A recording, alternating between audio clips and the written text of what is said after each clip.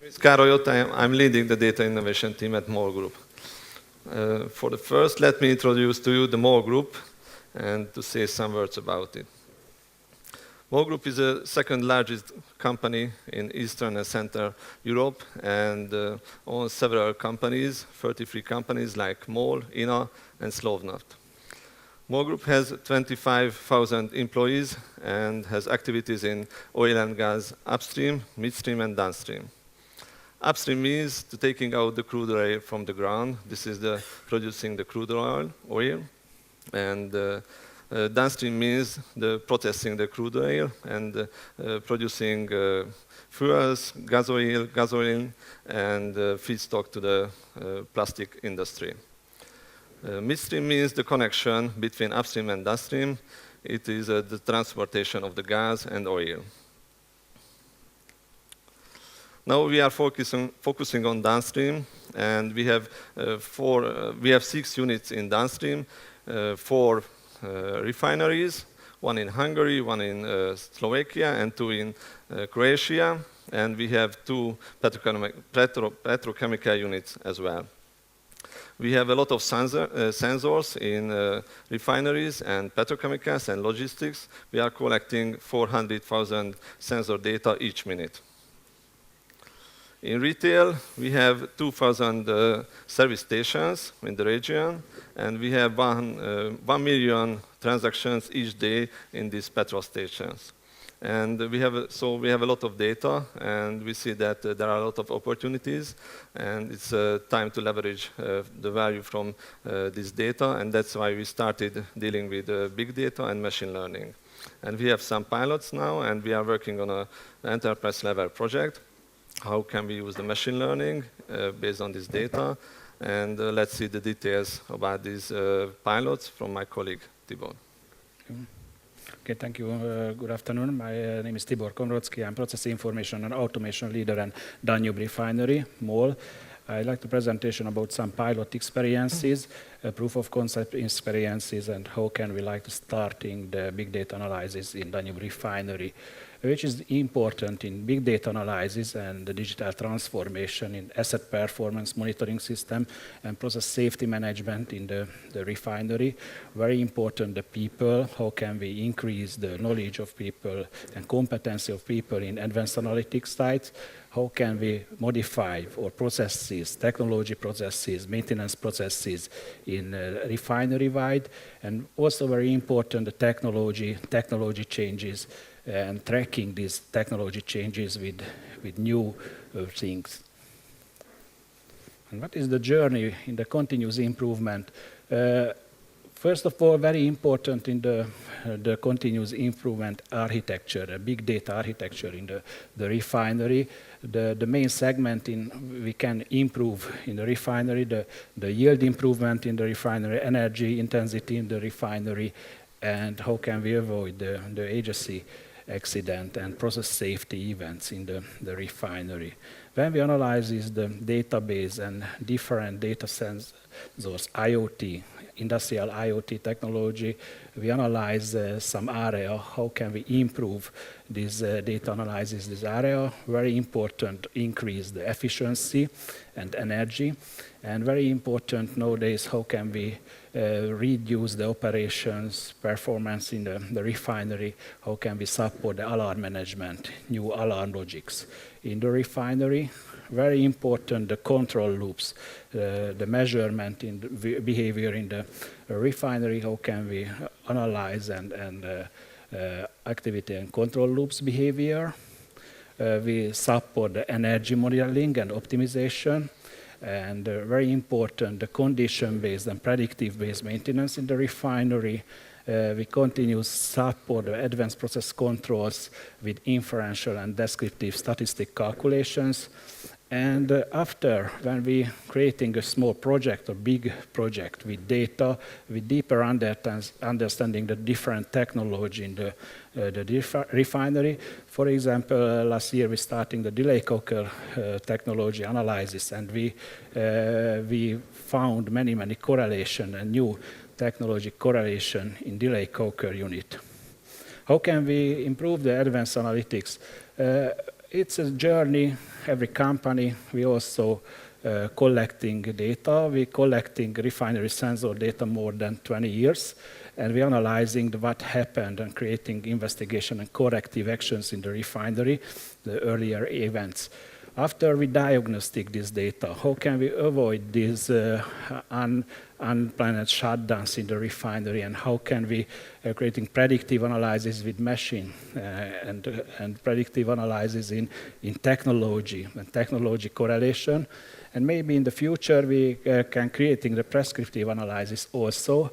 Fortunately, the new technologies, for example, the cloud technology, business intelligence technologies supports these activities.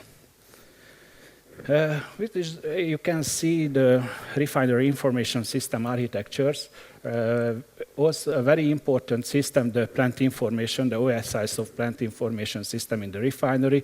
We can collect all sensor data, IoT, industrial IoT data, the SPI system, and this has native connection, the different information system and different automation and field system, for example, IoT, DCS data, SCADA, PLC data, and different IoT data. We have also native connection with ERP system, SAP, and SAP plant maintenance system. Also collecting the most important laboratory data, collecting the most important event in the refinery with OPEROC system, and we also have a National Info Center, a big Oracle database when we're collecting the movement and tank inventory data in the refinery.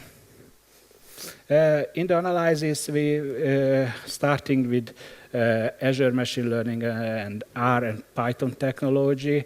And last year, we starting only the offline method. We collecting data with the CSV files and connection this and import the CSV file to Azure, R, and Python. Architectures. This year we're starting a project preparation, and we would like the native connection between PI system and advanced analytics system. The OSIsoft PI integrator support the different advanced analytic connections, support Hadoop connections, support business data warehouse connection, and support Azure technology also. So some example, how can we creating analysis? Very important in the refinery working the integrity operating window, because we would like to increase the mechanical integrity and operation availability in the refinery, continuously checking these parameters, the dangerous parameters, checking the corrosion parameters, monitoring the corrosion, and continuously checking the feed stocking in the refinery. Earlier years, we imported only Russian crudes in the refinery and some domestic crude.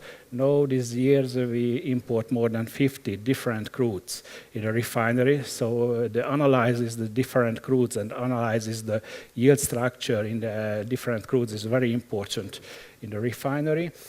Other way, how can we support the maintenance? We support the maintenance with preventive and condition-based maintenance. We implemented direct connection, the plant information system and plant maintenance system, and starting the new statistical method with rotating equipment, different valves, and static equipment in the refinery. And it was a very interesting example, the high temperature corrosion, high temperature hydrogen attack calculation in the refinery.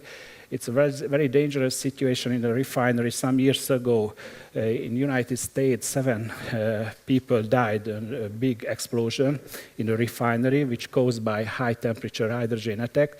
So we're analyzing the refinery environment and continuously calculation the accident, the dangerous points in the refinery with continuously Nelson curve calculation. And when we accidents this Nelson curve, we immediately send a notification, the operation guys, technological people, and maintenance engineering, and try to intervention.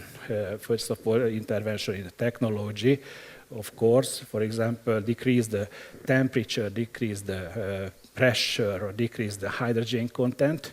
And other very important, analyzes this data and notification this data in danger response. And fortunately, these analysis and notification and report support the decision makers in MOL group. And fortunately, we can create the decision maker objective decision. So we replacing the material in dangerous points. For example, these exchangers, we improve the exchangers material from direct carbon steel to higher quality steel in the refinery. So we absolutely avoid the dangerous situation in the refinery. Other way was a big project in how can we analyzing the delay coker unit, yield structure of the delay coker unit, and how can we eliminate the steel eruption in the delay coker unit. And next phase, we also like to analyzing the electricity usage of this delay coker unit. So it was a big problem, the different crudes in the refinery and different yield structure in the refinery, and how can we analyzing the many parameters of delay coker unit. Delay coker unit includes more than 1,500 sensors and many different crude mix, different feed mix, different analysis this mix. And was also a problem the increased number of steam eruption when we removed the coke from coke drum, many times increasing the big steam eruption, or we call it the coke explosion in the refinery. You can see in the trend is last year problems. So when we import different crudes, the coke yield increasing, and unfortunately the steam eruption also increasing last year. And very important, if we can decreasing the coke yield only 1% per year, it's probably $6 million yield benefit in the refinery. So very important, how can we analyzing and how can we finding the better yield structure, better feed structure in the refinery.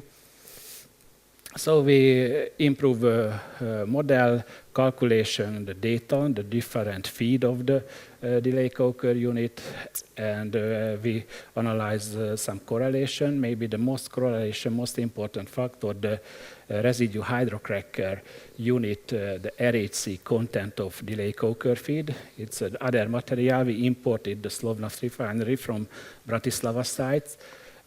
So if we can increase this RHC content in the delay coker feed above 10%, we absolutely can reducing the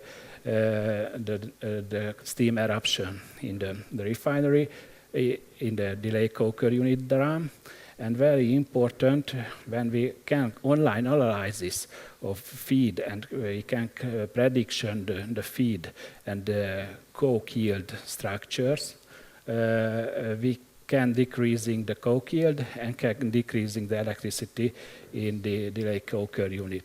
So we starting some algorithm with R algorithm and machine learning, and we analyzing this data, many data, and finding the optimal point of coke feed yield structure. So as you can see, very important in we find the line where we absolutely can reduce the coke yields and absolutely can reduce the steam eruption possibilities in the refineries. So in statistical way, we would like to prediction how can we blending the delay coker feed in the refinery. Earlier, because it's the delay coker unit, the end of the refinery process, we don't think about the feed structure. Now we try to optimize the feed structure in the refinery. It also imports new investment in the refinery. This year we're starting new project with delay coker feed homogenization project in the refinery. And we also like to increasing the RHC, the residue hydrocracker residue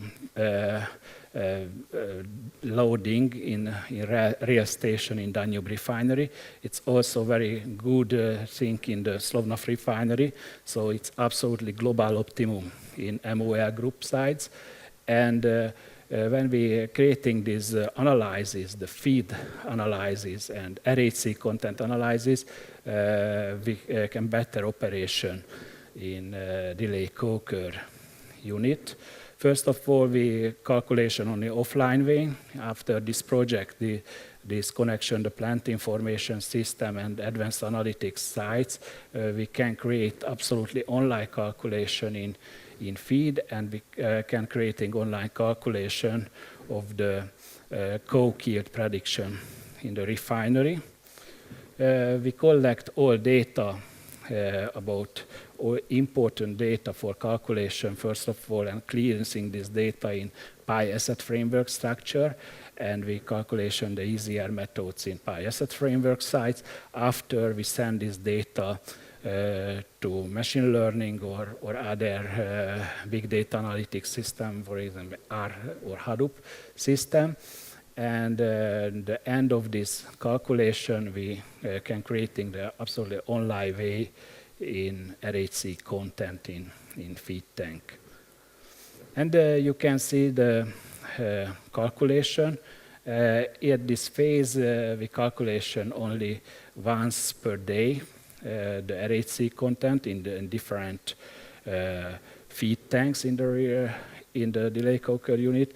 The end feed tank, we can calculation and mixing this data in the refinery. After this project, when we creating new connection, new blending system in delay coker feed system and online calculation, online PLC and plant information system connection in the refinery, we can creating absolutely online way these feed structures, and also can improve the RHC content. As you can see, in this capacity, we can downloading about only 5 or 6% of RHC content in the refinery. So absolutely very important when we can present this data, online and offline way data and calculation data to management, to decision maker support the bigger projects in the refinery also. Okay. So thank you very much for your attention. So if you have any questions about machine learning methods or analytics methods or technology of the refinery, we try to answer your questions.